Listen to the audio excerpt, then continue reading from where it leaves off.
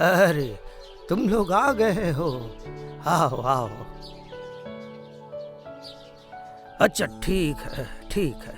मैं एक कहानी सुना रहा हूँ तुम लोगों को। ठीक है? किस चीज की कहानी दादाजी? भूतों का? नहीं दादाजी, भूतों का नहीं, आज कुछ और सुनाइए। ठीक है, सुनो। कवि मुकुंद राम चक्रवर्ती ने चंडी मंगल नामक काव्य की रचना की थी। आज मैं आप लोगों को उसी काव्य से काल केतु फुल्लोरा की कहानी सुनाऊंगा।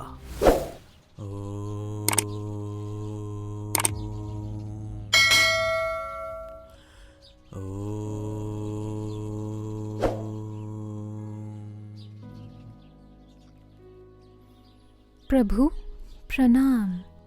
बोलिए देवी। हे प्रभु, मैं अपनी आराधना को मर्तलोक में फैलाना चाहती हूँ।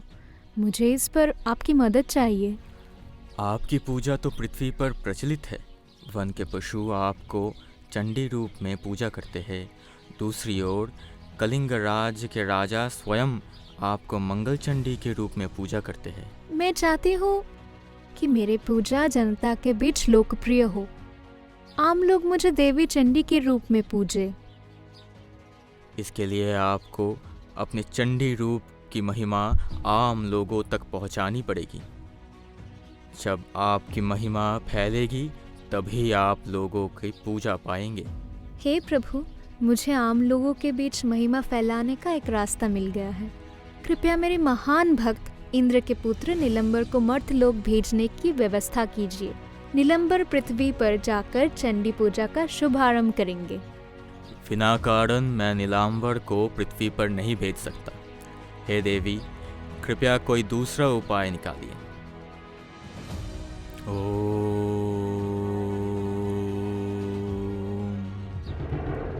अगले दिन देवताओं का राजा इंद्र के शिव पूजा के लिए नीलांबर नंदन कानन में फूल लाने गए तो देवी पार्वती ने जादुई तरीके से सभी फूलों को गायब कर दिया।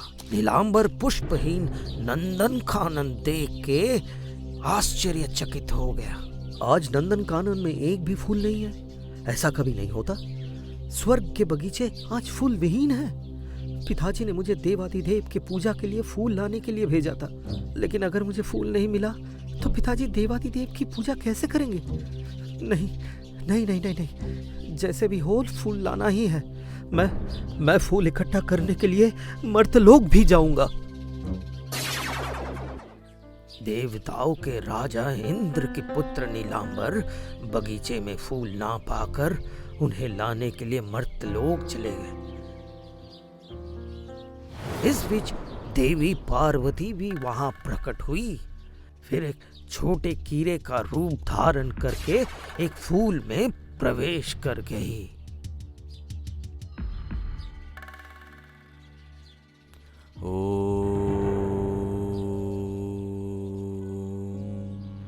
देवराज इंद्र नीलांबर द्वारा लाए गए फूल लेकर शिव के पूजा करने आए।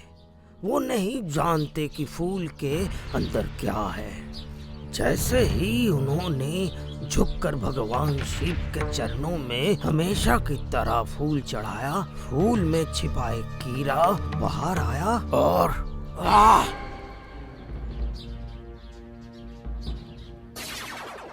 प्रभु, हे देवाधिदेव, क्या हुआ? मेरे पैरों पर फूल किसने रखे? फूल में मौजूद जहरीला कीड़ा मुझे काट लिया। मैं श्राप देता हूँ। प्रभु, मुझे माफ कर दीजिए प्रभु। मुझे पता नहीं था कि फूल में कीड़े हैं। इसमें कोई क्षमा नहीं है। क्यों, तुमने फूल तोड़ने के वक्त कीड़ा नहीं देखा? हे प्रभु, ये फूल मैंने नहीं तोड़े, मेरे बेटे नीलांबर ने तोड़े हैं। तब नीलांबर को ही दंड दिया जाएगा। उसे स्वर्ग छोड़कर पृथ्वी पर जाना होगा। नीलांबर को पृथ्वी पर कष्ट और पीड़ा सहनी पड़ेगी। प्रभु, मुझे माफ कर दीजिए प्रभु। कोई क्षमा नहीं होगी तुम्हारी। तुम इसी वक्त पृथ्वी पर जाओगे। हे प्रभु, यदि मेरे पति धरती पर जाएंगे तो मैं भी उनके साथ जाऊंगी। ठीक है, तुम भी जाओगी। प्रभु, आपके आज्ञा से वो पृथ्वी पर जाएंगे। आप उन्हें बचाने का रास्ता बताइए। तुम लोग पृथ्वी पर जाओगे और चंडी के रूप में देवी पार्वती की पूजा करोगे। चंडी पूजा पृथ्वी पर प्रचलित हो जाए, उसके बाद ही तुम लोग मुक्त हो जाओगे और स्वर्ग आ पाओगे। शिव जी के शाप के कारण देवराज के पुत्र नीलांबर पृथ्वी पर आ गया और धर्मकेतु नामक शिकारी के परिवार में जन्म लिया। उसका नाम कालकेतु है। दूसरे ओर नीलांबर की पत्नी छाया पृथ्वी पर आई और संजय केतु नामक एक शिकारी के घर पैदा हुई और छाया का नाम फुल्लोरा रखा गया। फिर जब वे दोनों बड़े हो जाते हैं तो उनके शादी हो जाते हैं। अपने परिवार को चलाने के लिए जंगल में जाके पशुओं का शिकार करके मांस बेच के गुजारा करता था। काल केतु बहुत अच्छा शिकारी था। जंगल के जानवर हमेशा उससे डरते थे और दूसरे ओर फुल्लोरा घर के सारे काम करती थी और कभी कभी मांस बेचने के लिए बाजार भी जाती थी। लेकिन इतने मेहनत के बावजूद भी वो हर दिन अपना पेट भरने के लिए पर्याप्त भोजन नहीं ला पाता था।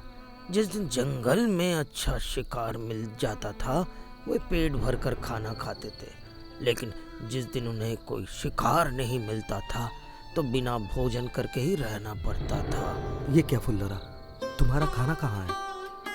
आज मुझे भूख नहीं है। भूख नहीं है या फिर खाने का चावल नहीं है? भूख नहीं है, आप खाइए। हे भगवान, कौन जाने कि हमारा दुख के दिन कब खत्म होंगे।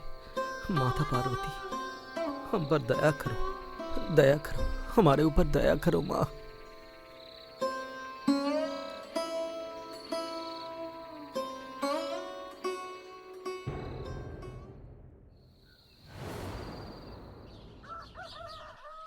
काल केतु परिवार के गरीबी दूर करने के लिए अनेक जानवरों का शिकार करता था। परिणाम स्वरूप जंगल में जानवरों की संख्या दिन प्रतिदिन कम होने लगी। तब विवश होकर सभी जानवर देवी चंडी अर्थात पार्वती के पास कालकेतु के नाम पर शिकायत की।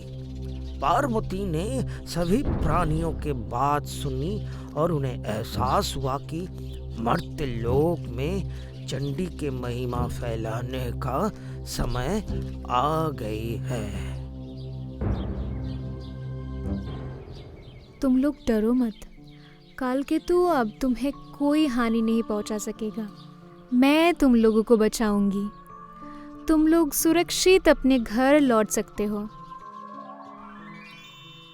देवी पार्वती द्वारा पशुओं को भरोसा मिलने के बाद कालकेतु शिकार करने चला गया, लेकिन उसे कोई पशु नहीं मिला। देवी के कृपा से जंगल का सभी जानवर गायब हो गया। अब कालकेतु क्या करेगा? बहुत चिंतित था।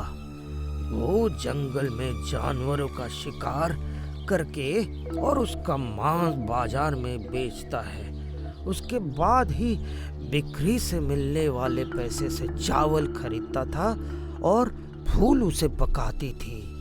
यदि वो जानवरों का शिकार नहीं कर सकता तो आज उन्हें खाना नहीं मिलेगा। कोई भी जानवर ना पाकर कालकेतु निराश हो गया और अंततः घर की ओर चल पड़ा।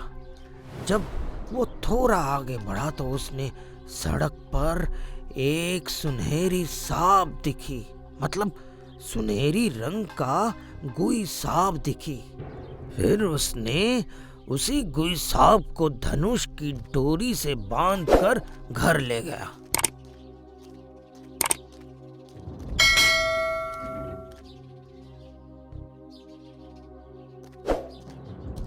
फुल्लोरा, फुल्लोरा।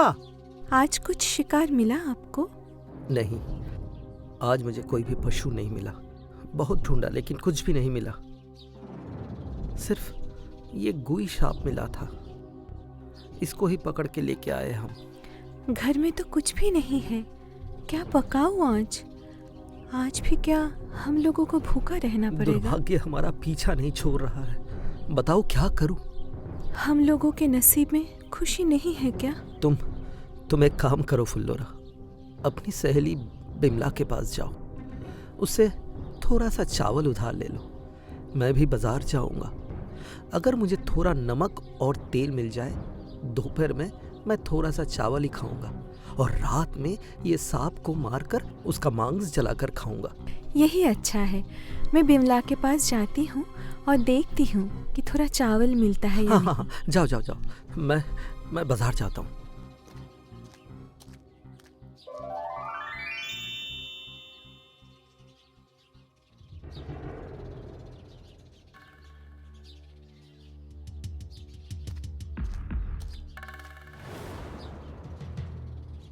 ये क्या?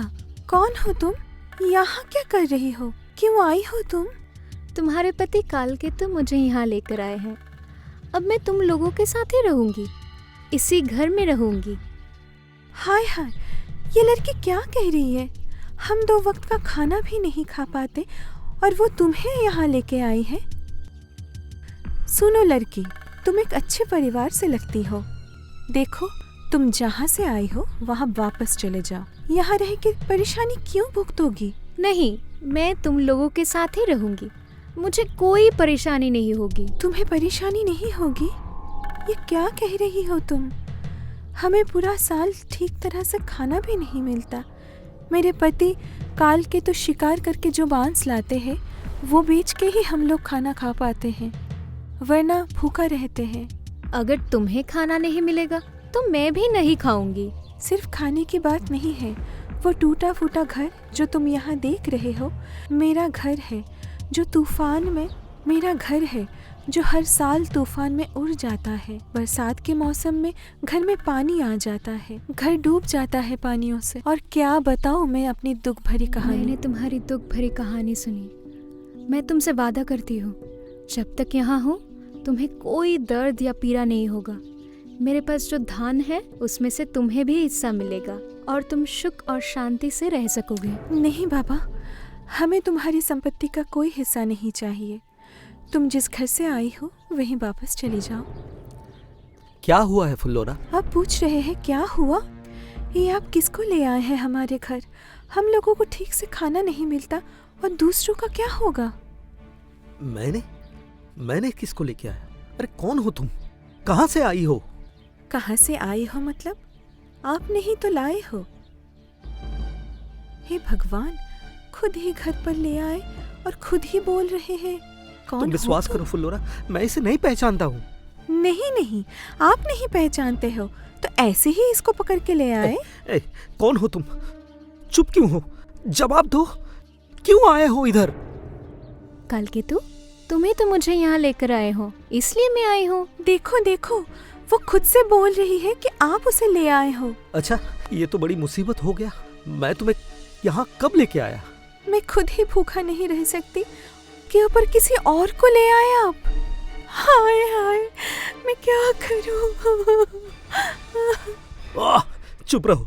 ए लड़की, तुम देख सकती हो तुम्हारे कारण मेरे परिवार में उथल पुथल है। तुम यहाँ से चले जाओ। नहीं, मैं कहीं नहीं जाऊंगी, यहीं रहूंगी। मैं रहूंगी तो तुम लोगों का कोई मुसीबत नहीं होगी। तुम्हें देखकर मेरे जीवन में उदासी बढ़ गई है। तुम यहाँ से चली जाओ। मैं भी आपसे अनुरोध करता हूँ कि आप चले जाएं। मैं आपको नहीं जानता। मैं छोड़कर जाने के लिए नहीं आई हूँ, मुझे यही रहना है। हे भगवान, ये लड़की क्या कह रही है? अगर तुम यहाँ से नहीं जाओगे तो मैं तुम्हारी हत्या कर दूंगा। नहीं, मैं नहीं जाऊंगी।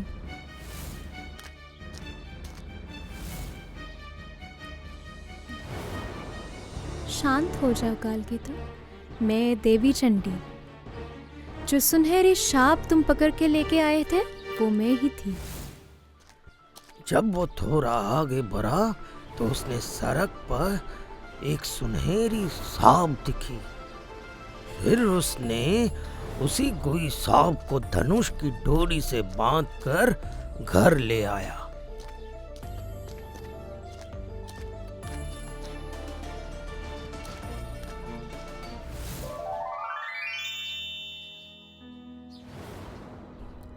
माँ चंडी, माँ, आपने हम पर कृपा की है। हमें माफ कर दो माँ। मैंने बिना सोचे समझे आपके विरुद्ध अपना हथियार उठा लिया। मैंने भी आपसे बहुत कठोर बातें की, बहुत बुरी बातें कही। मुझे माफ कर दो माँ। कालकेतु, फुल्लरा, इसमें तुम्हारे कोई दोष नहीं है। ये सब मेरे चाल है। तुमने जो कुछ भी कहा या किया वो मेरी परिकल्पना का हिस्सा था। माँ, कालकेतु, फुल्लरा, तुम्हारे जीवन में अब कोई दुख और कष्ट नहीं रहेगा।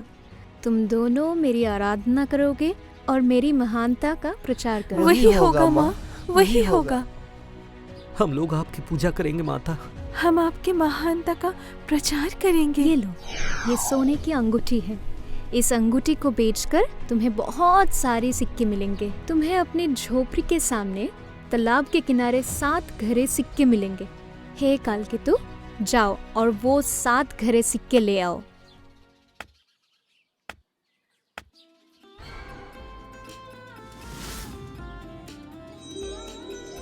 इतना सारा सोने का सिक्का। हे माँ चंडी, आप करुणामयी हैं। चलो वापस घर चलते हैं। माँ चंडी वहाँ पर हमारी प्रतीक्षा कर रहे हैं।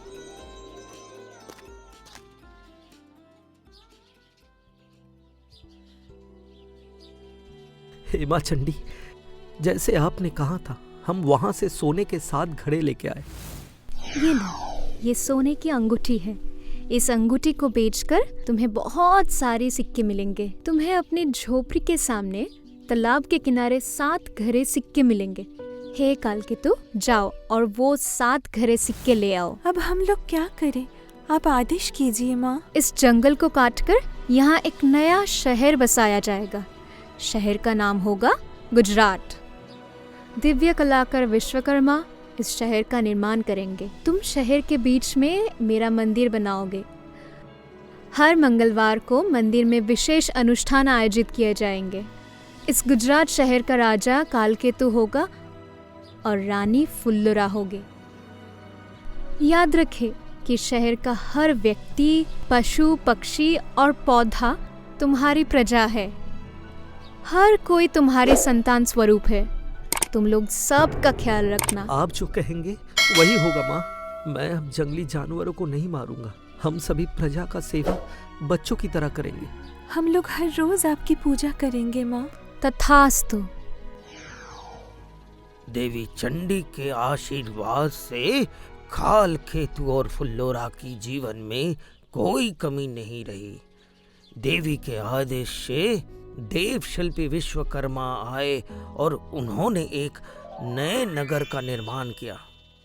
कई और शहरों से नागरिक खूबसूरत गुजरात शहर में आकर रहने लगा और नगर के बीच में देव शिल्पी विश्वकर्मा द्वारा निर्मित देवी चंडी के मंदिर में सभी लोग भक्ति भाव से पूजा करने लगे।